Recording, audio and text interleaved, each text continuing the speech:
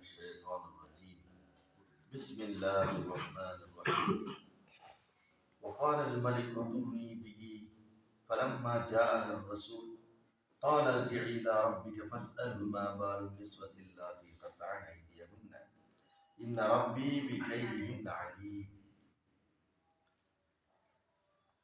وقال الملك எகிப்து மன்னர் கூறினார் ائتوني به அந்த யூசுஃபை அழைத்து வாருங்கள் என்று சொன்னார். ஃபலம்மா ஜாஅஹு ரசூல் அழைக்க வந்த பொழுது யூசுப் அலைஹிஸ்ஸலாம் அவர்கள் கூறினார்கள் இர்ஜி இலா ரப்பி உன் மன்னரிடம் சென்று ஃபஸ்அல்ஹு மா பாலு நிஸ்வத்தில் லாதி கத்தான ஐதியகுன்ன பெண்கள் தங்களுடைய கரங்களை அறுத்துக் கொண்டார்களே அவர்கள் நிலை என்ன, என்னை பற்றி அவர்கள் என்ன கூறுகின்றார்கள் என்பதை கேட்டு வாருங்கள். ஏனென்றால் இந்த ரப்பி பி கைதிஹின் அலீம், நிச்சயமாக எனது இறைவன் பெண்களின் சூழ்ச்சியை மிகவும் அறிந்தவனாக இருக்கின்றான் என்று யூசுப் அலைஹிஸ்ஸலாம் அவர்கள் கூறினார்கள். 12வது அத்தியாயத்துடைய 50வது வசனத்தில் யூசுப் அலைஹிஸ்ஸலாத்து வஸ்ஸலாம் அவருடைய அந்த வரலாற்று குறிப்பை நாம் பார்த்து வருகின்றோம். இதற்கு முந்தைய வசனங்களில் யூசுப் அலைஹிஸ்ஸலாம் சிறையில் இருக்கின்ற அந்த காலத்தில் அந்த எகிப்திய நாட்டுடைய மன்னர் கனவு காண்கின்றார். 7 கொழுத்த மாடு 7 மெலிந்த மாட்டை அது சாப்பிடுகின்றது. 7 பசுமையான கதிர்களையும் 7 காய்ந்த கதிர்களையும் கனவுலே காண்கின்றார். அந்த கனவுக்கு விளக்கம் கேட்டு அந்த சபையிலே கேட்கும் பொழுது அவர்கள் எல்லாம் சொல்லிவிடுகிறார்கள், இது ஒரு சாதாரணமான கனவு, இது போன்ற கனவுகளுக்கெல்லாம் எங்களுக்கு விளக்கம் தெரியாது என்று அந்த அரசவையிலே கூறிவிடுகின்றார்கள். பிறகு சிறையுடைய இருந்து அந்த யூசுஃபுடன் இருந்தாரே அந்த நண்பர் சொன்னார், இல்லை இது ஒரு கனவு, இந்த கனவுக்கு சரியான விளக்கம் சொல்லக்கூடியவர் சிறையிலே இருக்கின்றார், யூசுப் என்பவர் இருக்கின்றார், அவரிடத்தில் நான் கேட்டு வருகின்றேன் என்று வந்தால் கேட்டதற்கு அடிப்படையில் அவர்கள் சரியான ஒரு பதிலை கொடுத்தார்கள். 7 கொழுத்த மாடு என்பது பசுமையான விவசாயம் நடக்கும், 7 ஆண்டுகள் எந்த பஞ்சமும் இருக்காது. 7 காய்ந்த இது மெலிந்த மாடுகள் எது சாப்பிடுகிறது என்று சொன்னால் பஞ்சம் 7 ஆண்டுகள் வரும். அந்த 7 ஆண்டுகளில் முன்பு 7 ஆண்டுகள் நீங்கள் அதாவது விவசாயம் செய்து சேமித்து வைத்தீர்கள் அல்லவா, அந்த சேமிப்பை மக்களுக்கு நீங்கள் என்ன செய்ய வேண்டும், விநியோகம் செய்ய வேண்டும், பஞ்சம் நீங்கிவிடும். அதற்கடுத்த ஆண்டுகள் வரும், அப்பொழுது செழிப்பாக இருக்கும். இதுதான் அந்த கனவுக்கு விளக்கம் என்று யூசுப் அலைஹிஸ்ஸலாம் சொல்லி காண்பிக்கின்றார்கள். அப்படி சென்றதற்கு பின்பு இந்த செய்தியை மன்னரிடத்தில் சொல்கின்றார், தாங்கள் கண்ட கனவுக்கு இதுதான் விளக்கம்.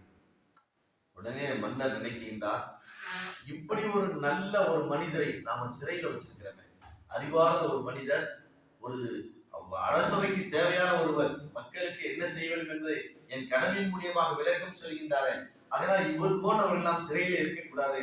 எனவே அந்த நண்பரிடத்தில் அந்த சிறை தோழரிடத்தில் சொன்னார்கள், இவோ யூசுஃபை அழைத்து வா. அதான் அல்லாஹ் குறிப்பிட்டார்.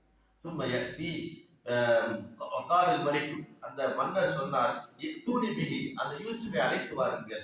ஏனென்றால் ஃபலம்மா ஜாஅ ரசூல், அவர் வருகின்றார், அழைக்கின்றார், உன்னை மன்னர் கூப்பிடுகின்றார், நீங்க வாருங்கன்னு சொல்றாங்க.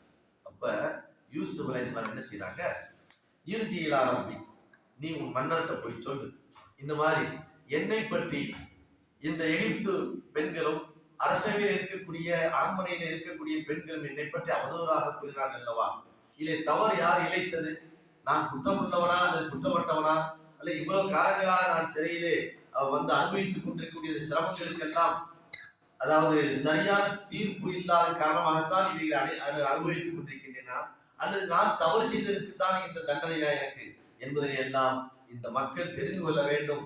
நான் எப்படிப்பட்டவன் என்பதை அந்த பெண்களிடத்தில் கேட்டு அவர்கள் என்ன தீர்ப்பு சொல்கின்றார்களோ, நான் குற்றமற்றவன் தான், இந்த சிறை தண்டனை அவருக்கு தேவையில்லாத ஒன்று என்பதனை தெரிந்து கொண்டு வாருங்கள் என்று என்ன அனுப்பி வைக்கின்றார். நாம் பார்க்கிறோம், நீதிமன்றங்களுக்கு செல்கின்றார்கள், குற்றம் செய்தவர்கள் எல்லாம் உலாவிக் கொண்டிருப்பார்கள், குற்றமற்றவர்கள் எப்படி எங்கே இருப்பார்கள், சிறைச்சாலையில் இருப்பார்கள். அவதூறான வழக்குகளை போட்டு சிறையில் என்ன செய்வார்கள், காலங்கள் கடந்து செல்லும்.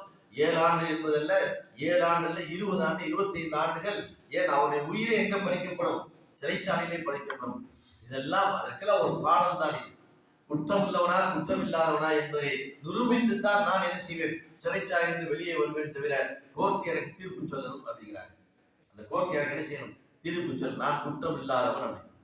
இது போல சம்பவம் ஒரு 1980 நடந்துச்சு. 77ல ஒருத்தர் குற்றம், அதாவது ஒரு ஊழல் செய்து விட்டார், அந்துலே என்று கேள்விப்பட்டிருப்பீர்கள். மும்பையுடைய முதலமைச்சர், காங்கிரஸ் முதலமைச்சர். அவர் ஒரு ஊழல் செய்து விட்டார் என்று சிமெண்ட்ல ஊழல் செய்து விட்டார் என்று ஒரு குற்றத்தை சாட்டின உடனே தன் பதவியை ராஜினாமா செய்தார். அப்படிப்பட்ட ரோஷம் உள்ளவங்க இன்னைக்கு கிடையாது. உடனே என்ன செய்தார்? பதவியை ராஜினாமா செய்தார். ராஜினாமா செய்துவிட்டு நான் குற்றமற்றவன் என்பதை நீதிமன்றம் நிரூபித்ததற்கு பின்புதான் இந்த பதவிக்கே நான் வருவேன் என்று சொன்னார். கடைசியில 87ல 10 ஆண்டுகள் நடந்து அதற்கு பின்பு என்ன தீர்ப்பு வருது? அந்துரை என்ற அப்துல் ரஹ்மான் அவர் குற்றமற்றவர், அவர் நிரபராதி என்று தீர்ப்பு வந்ததற்கு பின் தான் மீண்டும் காங்கிரஸில் இணைந்து அதில் அந்த முதலமைச்சருடைய பதவியை ஏற்றுக்கொண்டார். அப்படிப்பட்ட மகா நல்ல மனிதர்கள் எல்லாம் என்ன செய்கிறார்கள், இருக்கின்றார்கள். அப்ப இந்த யூசுப் அலைஹிஸ்ஸலாம் அவர்களும் தான் ஒரு குற்றமற்றவன் என்பதை நிரூபிக்க வேண்டும், அது மக்கள் புரிந்து கொள்ள வேண்டும் என்பதற்காகத்தான் இதை சொல்லி அனுப்பினார். போய் கேட்டுவாங்க, போங்க மன்னர்கிட்ட போய் சொல்லுங்க, நான் சிறையிலே இப்போது வாடிக்கொண்டிருக்கின்றேன். பல ஆண்டுகள் என்றால் சிலர்கள் சொல்கிறார்கள் 30 ஆண்டு சிறையில் இருந்திருக்கிறார். 30 ஆண்டுகள். அப்ப இந்த மாதிரியான கஷ்டங்களை எல்லாம் அனுபவித்ததற்கு ஒரு விடிவு வேண்டும் அல்லவா? நான் நிரபராதி என்பதை மக்கள் புரிந்து கொள்ள வேண்டும். எனவே கோர்ட்டுடைய தீர்ப்பு நான் நிரபராதி என்று ஆனதற்கு பின்புதான் நான் மீண்டும் வருவேன், என்னை பற்றி நீங்கள் விசாரித்து வாருங்கள் என்று நபிகள் ஸல்லல்லாஹு அலைஹி வஸல்லம் சொன்னார்கள். இது போன்ற ஒரு சந்தர்ப்பம் எனக்கு ஏற்பட்டிருந்தால் எந்த நிபந்தனை நான் விதித்திருக்க மாட்டேன் என்று சொன்னார்கள். ஏன் அவ்வளவு சிரமப்பட்டார்கள் சிறைச்சாலையில்? ஓராண்டு 2 அல்ல, பல ஆண்டுகள் அதில் இருந்து சிறையிலே அவர்கள் பட்ட கஷ்டத்திற்கு அதே நிலை எனக்கு ஏற்பட்டிருந்தால் நான் எந்த ஒரு நிபந்தனை வைத்திருக்க மாட்டேன். உடனே என்ன செய்யுங்கள், என்னை விடுதலை பண்ணுங்கள் என்று சொல்லியிருப்பேன். இது புகாரில 3372வது செய்தியாக பதிவு செய்யப்பட்டது. 3372வது செய்தியாக புகாரில் வருது. இப்ராஹிம் அலைஹிஸ்ஸலாம் சில கேள்விகளை கேட்டார்கள். லூத் அலைஹிஸ்ஸலாம் அவர்கள் ஒரு தன்னுடைய பணியாளரிடத்திலே அவர்கள் அடைக்கலம் தேடி சென்றார்கள். அதை போன்று யூசுப் ஒரு நிரபராதி என்பதை நிரூபித்ததற்கு பின்புதான் வெளியே வருவேன் என்று சொன்னால் இவர்கள் மீது எல்லாம் அல்லாஹ் அருள் புரியட்டும் என்று நபிகள் ஸல்லல்லாஹு அலைஹி வஸல்லம் அவர்கள் துஆ செய்தார்கள். என்றால் யூசுப் அலைஹிஸ்ஸலாம் பட்ட கஷ்டங்கள் எப்படி இருந்திருக்கும்? அதை விட மிகப்பெரிய சிரமம் என்னவென்றால் அவர் மீது ஒரு குற்றம் சுமத்தப்பட்ட அந்த செய்தி இருக்குது, அது எவ்வளவு மனவேதனை தந்திருக்கும். அதுதான் நாங்கள் கவனிக்க வேண்டியது.